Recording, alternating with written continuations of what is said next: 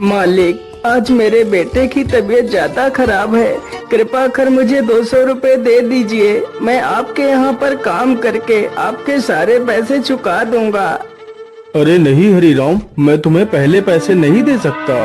यदि पहले पैसे चाहिए तो तुम्हें मेरे पास कुछ गिरवी रखना पड़ेगा।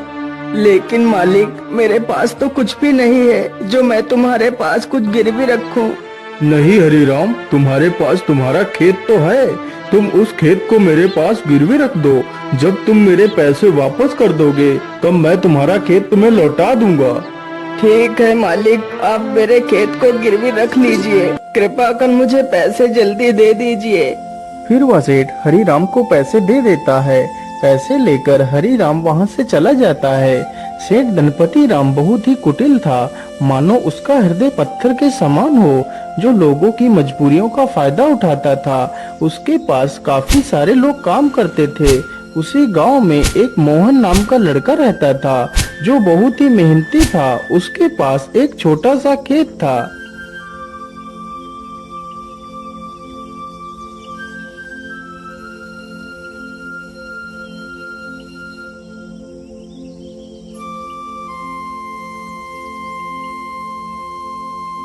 अरे मोहन बेटा, जरा पानी वानी तो पी लो। तुम तो कितनी मेहनत करते हो।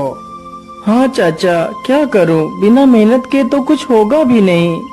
हाँ बेटा, तुम्हारी इसी मेहनत की वजह से ही तुम इस छोटे से खेत में दोगुनी फसल उगा पाते हो।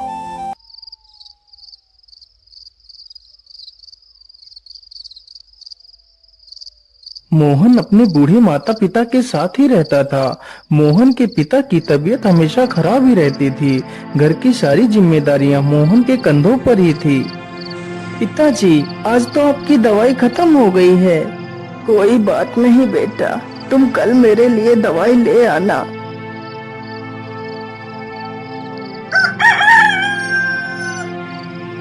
मोहन सुबह उठकर अपने पिता के लिए दवाइयाँ ले आता है। माँ, मैं पिताजी के लिए दवाई ले आया हूँ। आप पिताजी को दवाइयाँ समय से खिला देना। हाँ हाँ बेटा, मैं तुम्हारे पिता को दवाइयाँ खिला दूंगी। माँ, आज तो मौसम कितना अच्छा है। मैं आज ही खेत में बीज बो देता हूँ। ठीक है बेटा, जैसा तुम्हें अच्छा लगे वैसा ही करो। मोहन तुरंत ही अपने बैलों को लेकर खेत की तरफ निकल पड़ता है।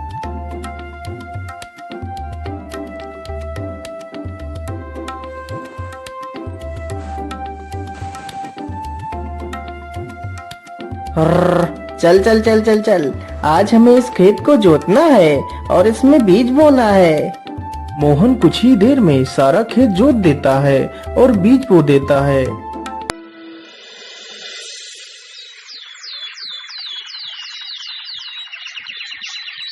कुछ ही दिनों में खेत में बहुत अच्छी फसल तैयार होती है। अरे मोहन भाई, हर बार की तरह इस बार भी आपके खेत में कितनी अच्छी फसल तैयार हुई है। हाँ मदन भैया, यह सब ऊपर वाले का ही आशीर्वाद है, जो हर बार मेरे खेत में इतनी अच्छी फसल होती है। वे दोनों आपस में बात कर ही रहे थे कि तभी काले बादल छा जाते हैं।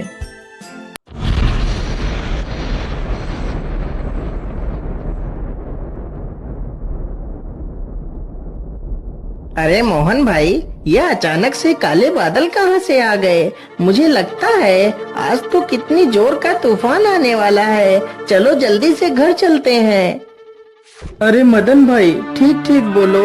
यदि तूफान आ गया तो हमारी सारी फसलें बर्बाद हो जाएंगी। वे दोनों इतनी बात कर ही रहे थे कि तभी जोर जोर से हवाएं चलने लगती हैं और हवाओं के साथ जोर की बारिश आ जाती है। अरे ये क्या हो गया। ये तो बहुत जोर की बारिश आ गई।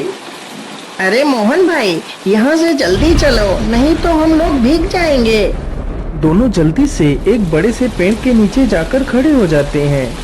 मदन भाई, यदि ऐसे ही बारिश होती रही तो हमारी सारी फसलें बर्बाद हो जाएंगी। कुछ ही देर में बारिश के साथ साथ ओले भी गिरने लगते हैं। देखते ही देखते कुछ देर में ही सारी फसलें बर्बाद हो जाती हैं। हाय हाय, ये क्या हो गया? हे ऊपर वाले, ये तूने क्या कर दिया? अब तो सारी फसलें बर्बाद हो चुकी हैं। अब मैं क्या खाऊंगा और अपने बूढ़े माता पिता को क्या खिलाऊंगा?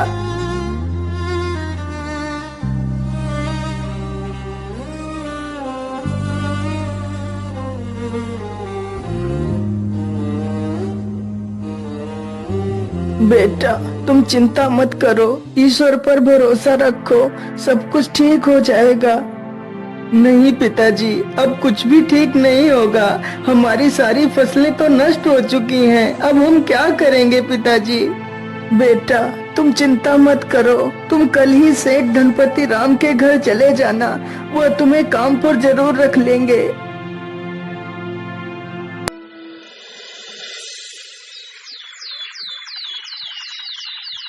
अगले ही दिन मोहन सेठ धनपति राम के पास जाता है।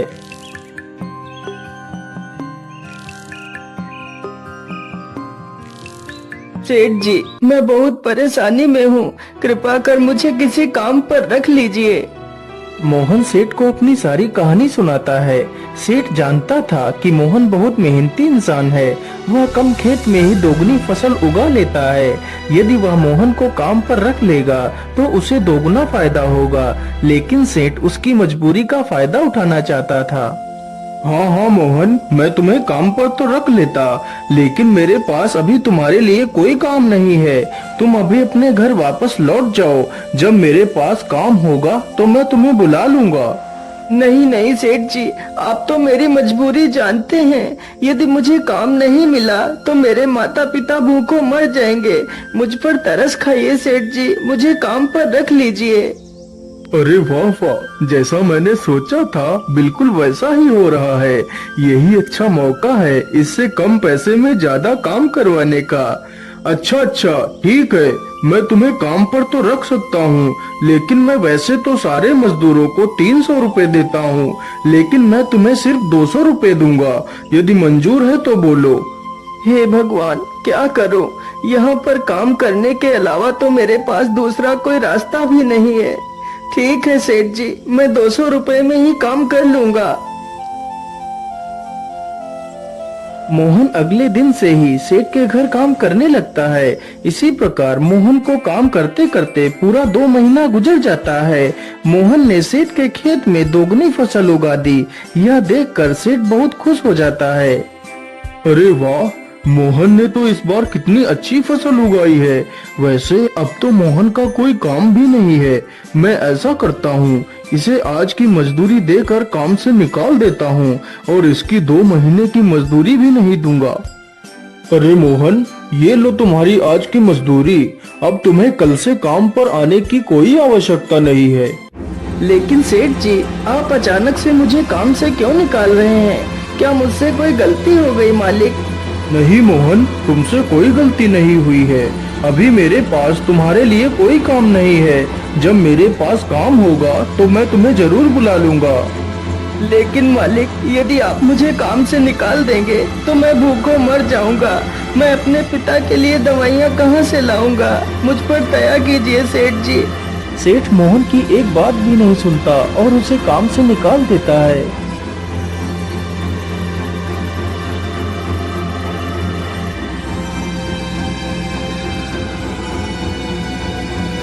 अरे बेटा, आज तुम खाली हाथ ही आए हो।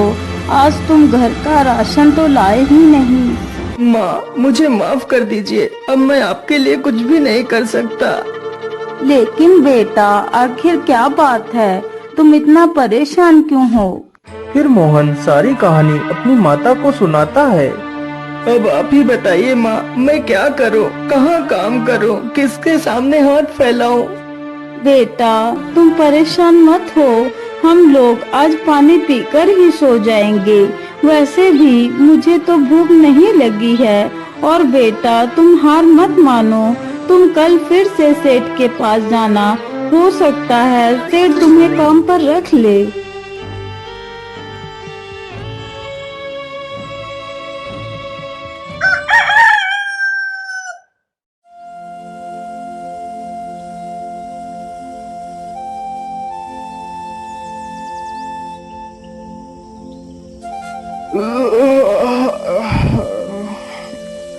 अरे सेठानी जी, आप मेरे लिए नाश्ता तैयार रखना, मैं जरा खेतों की तरफ से घूम कर आता हूँ।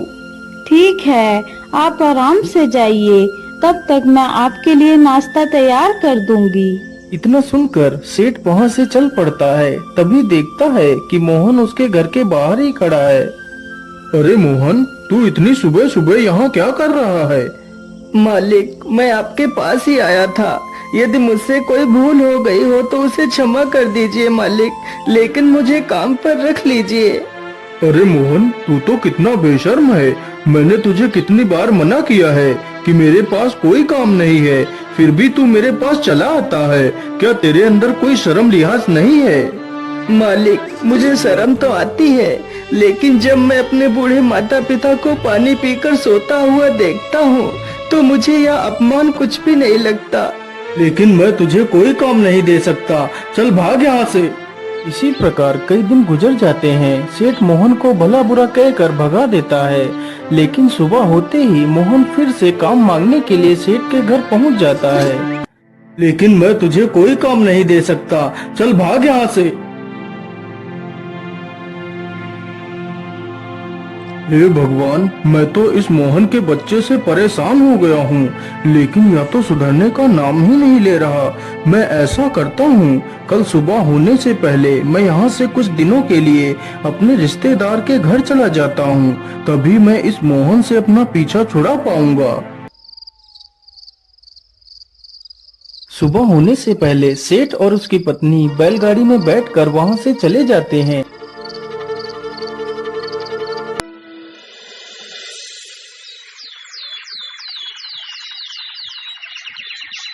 उधर मोहन रोज की तरह फिर से सेठ के घर आता है तो देखता है, अरे ये क्या, आज तो सेठ के घर ताला लगा हुआ है। इसका मतलब सेठ जी कहीं बाहर गए हैं।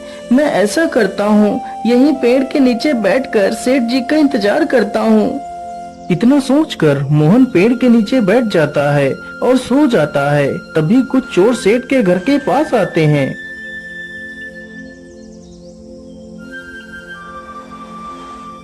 अरे लल्लन, आज तो यह दुष्ट सेठ है भी नहीं। आज अच्छा मौका है, चलो आज इस सेठ की सारी तिजोरी खाली कर देते हैं। चोर जल्दी से एक पत्थर उठाता है और ताले को तोड़ने लगता है।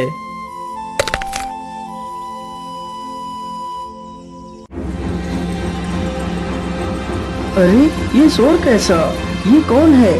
मुझे लगता है ये तो कोई चोर है। अरे रुक जाओ, तुम लोग ये क्या कर रहे हो?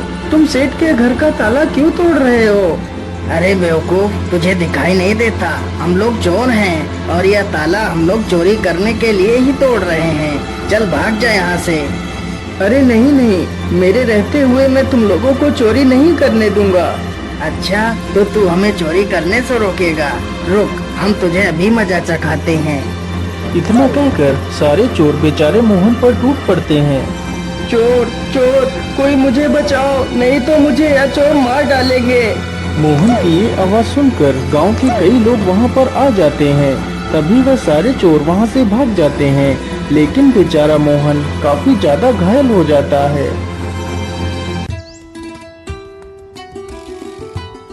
अरे सेठानी जी, अब तो हमें यहाँ पर कई दिन गुजर चुके हैं, चलो अब हमें घर वापस चलना चाहिए। इतना सोचकर सेठ और सेठानी दोनों अपने घर के लिए निकल पड़ते हैं।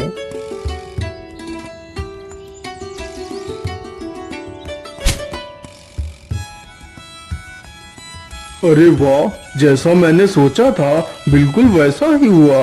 अब तो मोहन से मेरा पीछा छूट गया।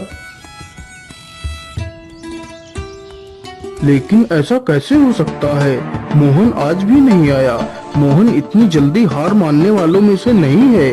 फिर वह आया क्यों नहीं? कहीं वह किसी मुसीबत में तो नहीं पड़ गया? चलो चलकर देखता हूँ। इतना सोचकर सेठ गांव की तरफ निकल जाता है। अरे मदन भाई, मोहन कहीं दिखाई नहीं दे रहा, वह कहाँ गया है? अरे सेठ जी, मैं तुम्हें क्या बताऊं, आप तो बर्बाद होने से बाल बाल बच गए। क्या मतलब? मैं कुछ समझा नहीं, तुम क्या कहना चाहते हो? फिर मदन सारी कहानी सेठ को सुनाता है। ये सुनकर सेठ के पैरों तले जमीन खिसक जाती है। सेठ जी, मोहन बहुत नेक दिल इंसान है। उसने आज तक किसी का बुरा नहीं किया है। कृपा कर आप उसे अपने पास रख लीजिए। नहीं मदन, मुझसे बहुत बड़ी गलती हो गई है। मुझे जल्दी से मोहन के घर ले चलो। सेठ जैसे ही मोहन के घर पहुंचता है तो देखता है मोहन घायल अवस्था में चारपाई पर पड़ा है। मोहन, मुझे माफ कर दो, मैंने तुम्हें बहुत तकलीफ दी। जिस इंसान को मुझे अपने गले लगाना चाहिए था, मैंने उसे ही तकलीफ दी। हो सके तो मुझे माफ कर देना मोहन। नहीं सेठ जी, आप माफी क्यों मांग रहे हैं? ये तो मेरा फर्ज था। मोहन, तुम कल से मेरे पास आ जाना, मैं तुम्हें अपना विशेष अधिकारी बनाऊंगा। फिर सेठ तुरंत ही मोहन की माँ को 500 रुपए दे देता है और अगले ही दिन से सेठ मोहन को अपना विशेष अधिकारी बना लेता है।